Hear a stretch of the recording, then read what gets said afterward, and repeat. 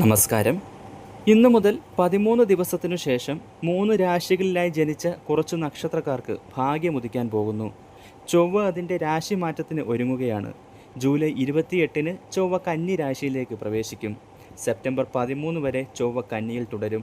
ഈ കാലയളവ് ചില രാശിക്കാർക്ക് വളരെയധികം പ്രയോജനകരമാക്കി ജീവിതത്തിൽ ഉയർച്ചയിലെത്താൻ സാധിക്കുന്നതാണ്. കഴിഞ്ഞ കുറച്ചു മാസങ്ങളായി നിങ്ങൾ അനുഭവിച്ച പ്രതിസന്ധിയൊക്കെ മാറി ഭാഗ്യം വന്നുചേരാൻ പോകുന്ന സമയം.